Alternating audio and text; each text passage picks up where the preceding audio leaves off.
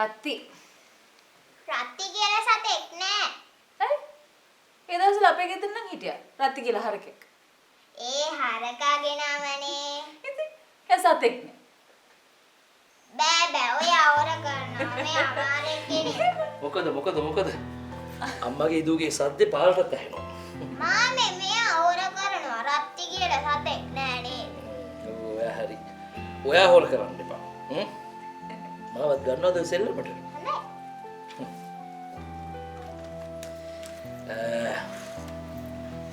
ගෑනු පිරිමි මල් පළතුරු නේ? ඇයි සත්තු ගම්? සත්තු ගම්. මම වල තේ එකක් හදාගෙන ඉන්න. ඉන්න. ඇයි? නැතිව සෙල්ලම් කරන්න කැමති නැද්ද? කැමති. ඒත් බයයි. හරි මං අකුරක් කියන්නම්. මයන්. අපි මයන්නේ ලිව්වා. අයියෝ ඇත්තද? හරි වැඩේනේ. අම්මයි මායි දෙන්නම පිරිමින්ට ලිව්වේ මාමගේ නමනේ මොරිස් කියලා. ඉතින් අපි දෙන්නට හම්බුනේ ලකුණු 5යි. ඒක හරි. ඔය දෙන්නට මින්නේ එක මොරිස් කෙනා. ඒකයි. සීයේ මට මොනවද ගෙනාවේ? ගෙනාවේද?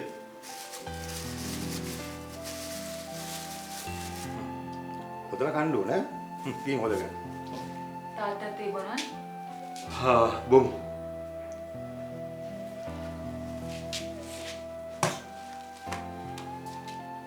මහත්තයා කිව්වට මම ඉස්කෝලේ මහත්තයාට කිව්වා නැකතක් බලන්න කියලා. හෙට එන්න කිව්වා වෙලාවක් හදලා දෙන්න.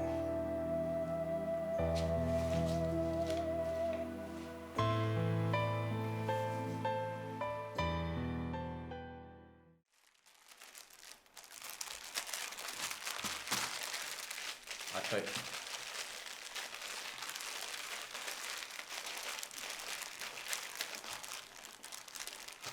උදේම කොහෙ යන්නද? දැන් තාත්තා කැමතිනේ මම මොරිස් මහත්තයා ළඟ වැඩට යනවට. ඔව්. මම මානියක් කරා ගෙදර ගිහින් මානියක් කර කියනවා මම එනවා කියලා.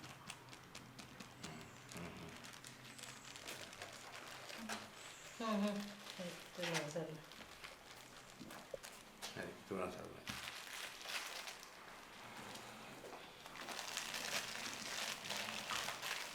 බල හැමෝටම පුදුම ඇති. ඇයි අපේ අහිංසාව මං ඔය රස්සාවට යවන්න කැමති උනේ? මොනවා හරි යටිකූටු දෙයක් හිතේ තියාගෙන ඔය යවන්නේ. ඔව්. යටිකූඩු දෙයක් හිතේ තියෙනවා. මං කිව්වා හරිනේ. මොන දහං ගැටයක්ද ගහන්න හදන්නේ? දහංගටයක් නෙමෙයි. මේ පාර ලාලුයි මම දෙන්නම වැඩ කරන්නේ මොරිස් මහත්තයා.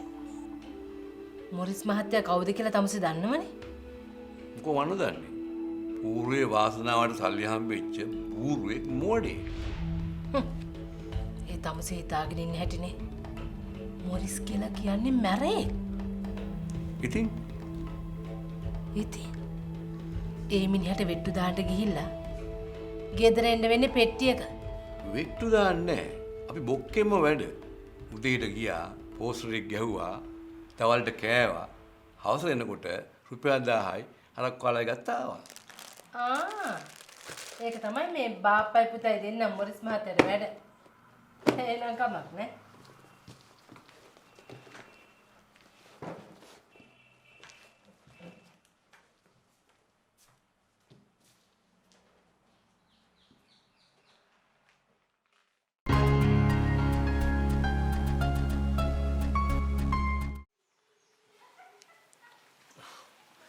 මොරිස් මහත්තයා ඡන්දේ ඉල්ලන ඕනෙම කෙනෙකුට ආසනේ ඕනෙම තැනකට යන්න පුළුවන්. ඒ වුණාට මගේ පැත්තට එනවා නම් මගේ අවසරයක් ඇතු වෙන්න ඕනේ. ඒක කාගේ නීතියක්ද? මගේ නීතිය. එහෙමද මොරිස් මහත්තයා රටෙත් නීතියක් කියලා දෙයක් තියෙනවනේ. හරි. දැන් තමසේ මට මොකද්ද කරන්න කියන්නේ? කවුද ගමේ මිනිස්සුන්ට කිව්වේ සභාපතිතුමා බෙදන මහාන මැසින් වලට සල්ලි දුන්නේ මොරිස් මහත්තයයි කියලා? මං සල්ලි දුන්නා නම් දුන්නා කියන්න බය වෙන්නේ මොකටද? හරි මේ වරදක් නෑ. ඒ වුණාට මොරිස් මහත්තයා මේ නිරපරාධයේ මිනිස්සු තරහ කරගන්නේ හොඳ නෑනේ. යාළුකම් තියාගන්න බැරි හැම මිනිහෙක්ම මාත් එක්ක තරහ වුණා. ඒ වුණාට ඉතින් මිනිහෙක් කියන්නේ ඡන්දයක්නේ. තම සිතරද සභාපතියා මට මනාපයක් දෙයි කියලා. ඒ වුණාට මොරිස් මහත්තයා මේ විදියට හතුරු ඇති කරගන්න එක නම් හොඳ නැහැ. මිනිහට මේ ආසනේ යන්න වෙන දැන් නැද්ද? උදේ හවස මගේ කෑල්ලෙම ඇවිදින්නේ. ඒකයි මං එහෙම කිව්වේ. දේශපාලනයේදී සදාකාලික හතුරුත් නැහැ සදාකාලික මිතුරුත් නැහැ. දැන් ඔය ඉතින් ඔබතුමාලා ගහබර ගත්තට ඡන්දෙන් පස්සේ ඔබතුමාලා වැඩ කරන්නේ එක බඩවැල කඩාගෙන ආපු සහෝදරයෝ වගේ. හරි. ග්‍රාමසේවක මහත්තයා මට දැන් මොකද්ද කරන්න කියන්නේ? මිනිහගේ හිත හොඳටම රිදිලා තියෙනවා. ඉතින් නෑ මං කිව්වේ අපි ගිහිල්ලා සභාපතිතුමා හම්බෙමු. මාත් එන්නම්කෝ. හම්බෙලා සමාව ගන්න. ග්‍රාමසේවක මහත්තයා මම මොරිස් අත්තනායක. කවුද කිව්වේ සමාව ගන්න කියලා? අපි ගිහිල්ලා වැදගත් විදියට කනගාටු ප්‍රකාශ කරමු. හරි. යා අපි එනවා. දැන් නෙවෙයි අපි හිටමු දියා. ග්‍රාමසේවක මහත්තයා මම වැඩ කල් දාන මිනිහෙක් නෙමෙයි. මිනිහෙක් එක දෙයක් කතා කරන්න ඕනේ මිනිහා 100න් ඉන්න වෙලාවට. මේ වෙලාවට මිනිහා ගාලා ඉන්නේ. අපි හිටමු දියා.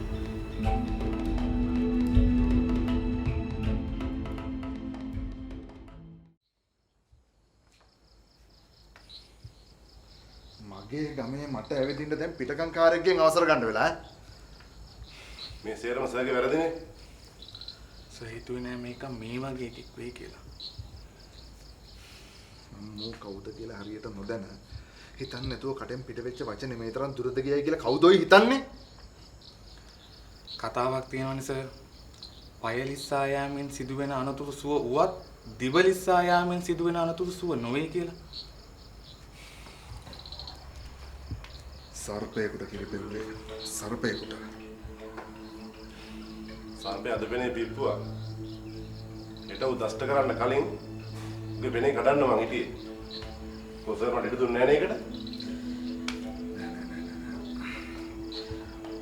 මොරිස් කියලා කියන්නේ චණ්ඩිකම් වලින් මෙල්ල කරන්න පුළුවන් එකෙක් නෙවෙයි. එහෙනම් උඩගේ රට මේක.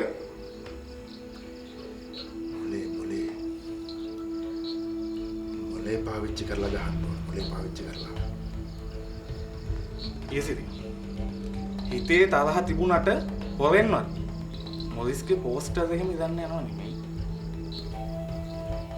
වැලගී විතරත් ඒ පැත්තට ගියා. වැලගී රාමසේවක ඔක්කොම කරන්නේ බොරුව. මොරිස් අපේ පැත්තට ආවොත් නම් මමත් අදිනා බාල්දියා. ඊසිරි. තමුසි පාඩුවේ ඉන්නවද? මාව සභාපතිතුමා පඩිගවල මෙතන තියාගෙන පාඩුවේ ඉන්නද? නෑ. සභාපතිතුමා ගැන අතක් තිබ්බොත් මම නිකන් ඉන්නේ නෑ. තව මතක් උස්සන්නාවේ නෑනේ.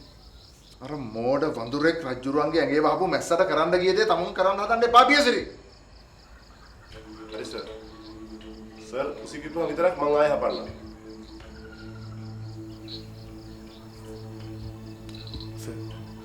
හිතරේද මුකුත් කියන්න යන්න එපා. සර්ගේ සිකුට හැටියට මිනිහටත් කරන රාජකාරියක් තියෙනවනේ.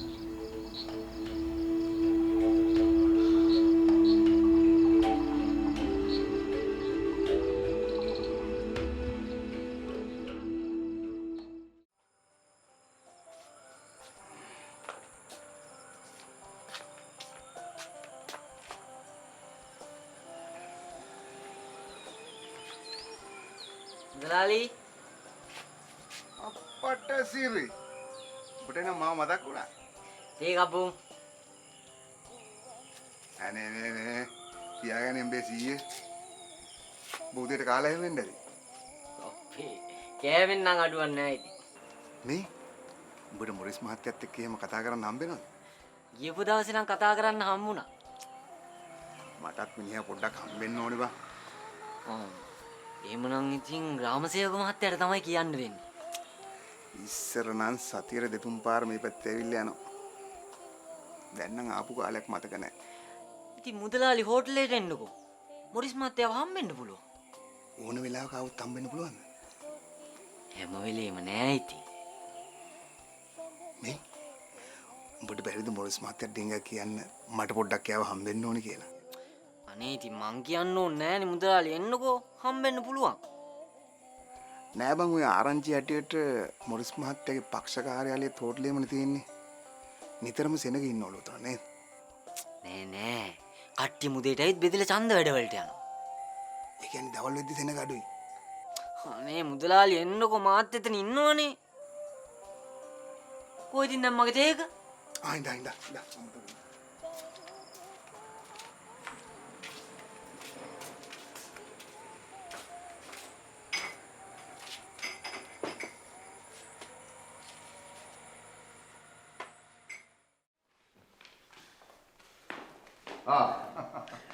තව චුට්ටක් පරක් වුණා නම් සභාපතිතුමා මිස් වෙනවා. උදේම ආවේ සභාපතිතුමා මගේ ඇරෙයි කියලා. මෙතන ලක්ෂ 10ක් තියෙනවා.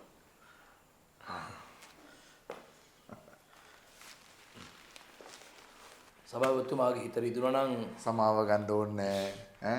ඔක මොකද්ද? ඈ? දැන් මම සමාව ගන්න ආවේ නෑ. හිත රිදුනා නම් ඒකට මගේ හිත තමයි කියලා යන්නයි ආවේ. හරි දැන් දෙන්නගේම හිතවල කටක් නෑනේ. හරි. දැන් එතකොට මට මේ සල්ලි දුන්නේ ඇයි? මම සමාව ගන්නේ නැති නිසා වෙච්ච වැඩක්ද බහගන්න. ඔය සල්ලි වලට කතා කරන්න පුළුවන් නම් මොරිස් මහත්තයා වෙනුවෙන් සභාපතිතුමාගෙන් සමාව ගන්නවා. නැද්ද? නෑ ඒක එහෙම වෙන්නේ. මගේ සල්ලිවත් මම වෙනුවෙන් කාගෙන්වත් සමාව ගන්න. ඒක එහෙමමයි. හරි දැන් සේරම ඉවරයි. දැන් දෙන්නම එකට වැඩ කරන්න ලෑස්තිනේ. මම ලෑස්ති. මාත් ලෑස්ති. මං ගිහලා එන්න. රාමසිංහ මහත්තයා එනවද? මම ටිකක් ඉඳලා එන්න.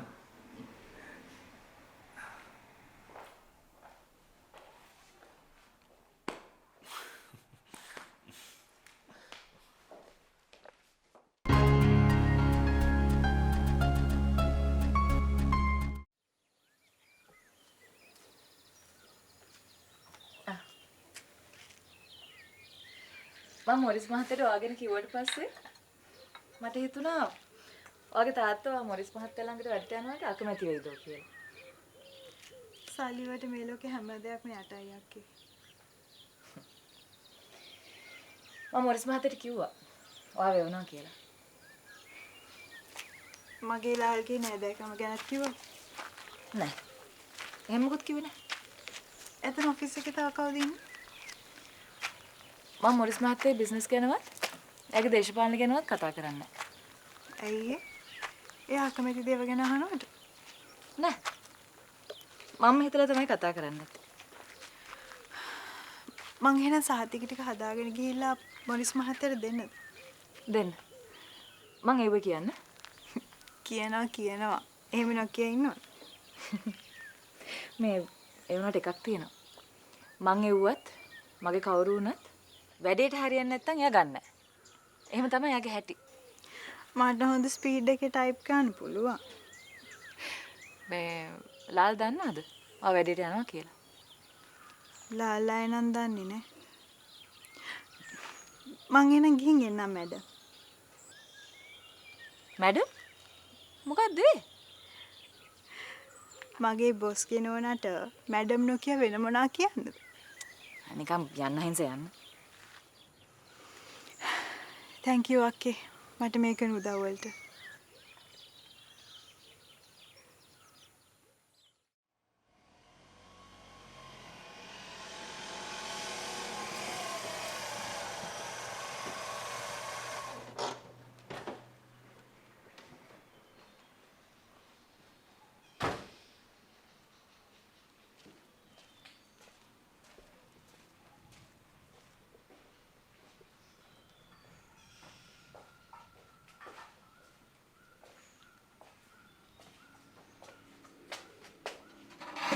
රාමසිංහ මහත්තයා මොනවද කල්පනා කරන්නේ?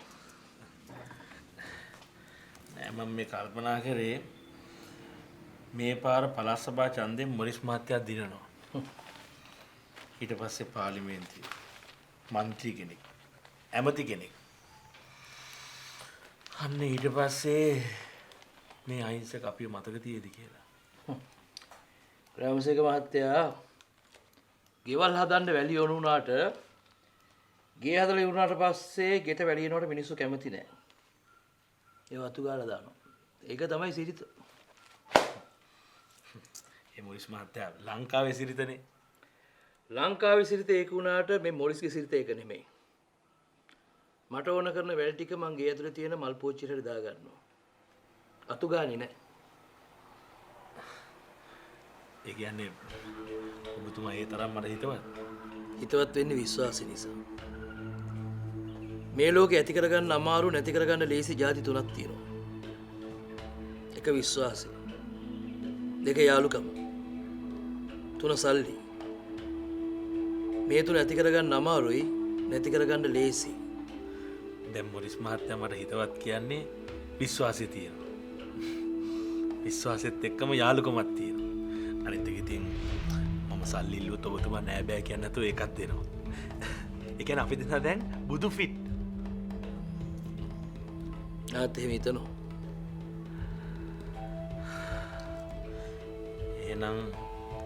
එහෙම හිතනවා නම් මොරිස් මහත්තයා මට ඔබතුමා හම්බෙච්ච දවසේ ඉඳන් හිතේ කැකෑරෙන ප්‍රශ්නයක් තියෙනවා. මොකද ඒ ප්‍රශ්නේ? විස්තර හොයාගත්තා? යන්ත ටිකක් හම්බුණා. රොබින් මැරිලා. ඒක ගන්නපො. ගීත කියලා කියන්නේ පැත්තකට හැරුණොත් ආයේ පැත්ත වෙනස් කරන්නේ නැති જાතිය මිනිහෙක්. වැලිගීතගේ පවුල නිසා තමයි වැලිගීත වෙනස් වුනේ. කිව්වේ කළොත් කරන්නේ ගොන් වැඩක්මයි කියලා. මොනේ ඒකට සභාපති ගෙදර ගියේ? මොරිස් මහත්තයා ඡන්දිල්ලනවා කියලා මං ගමේ ආශ්‍රය කරන කෙනෙක් ගෙදරට යන්න බැයිද?